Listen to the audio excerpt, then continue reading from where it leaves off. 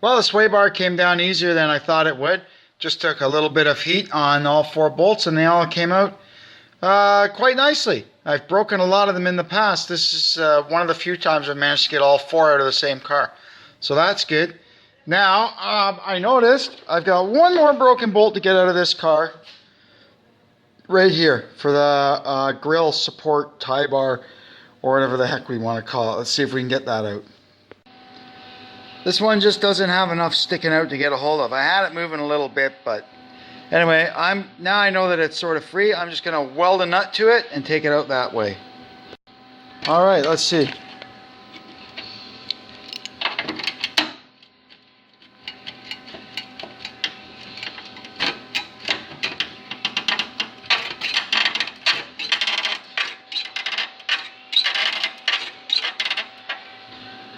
She's a stubborn one.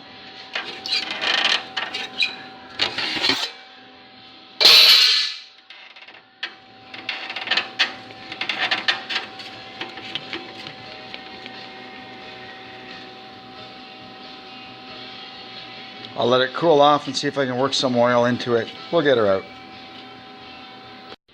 Got it! Yeah, rotten little bolt. Now we're going to service the transmission. It's a 41TE electronically controlled 4-speed overdrive transmission.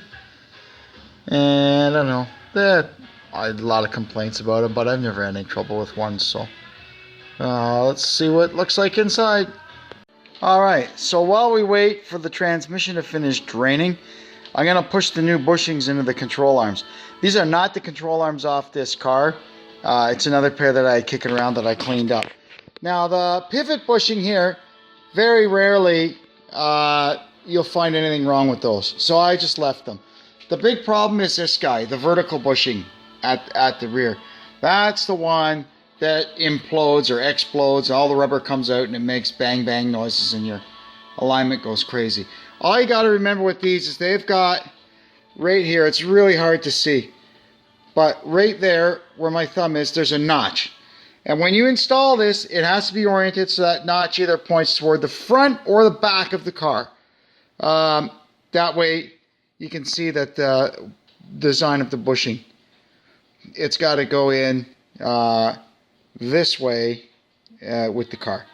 Okay, let's get her saddled up in the press. So here we are. This little press, they're working really hard to get these things pushed in, and if it's anything like the other one, it's gonna go bang all of a sudden and seat in. But anyway, let's see what happens. Okay, there it is, installed. Both sides done. Ta-da! Now we'll maybe put in the ball joints. So there we go.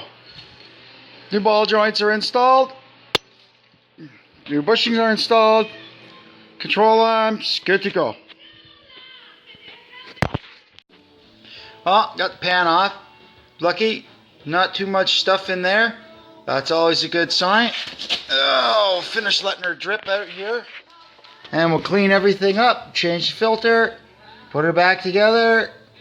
This should be good to go.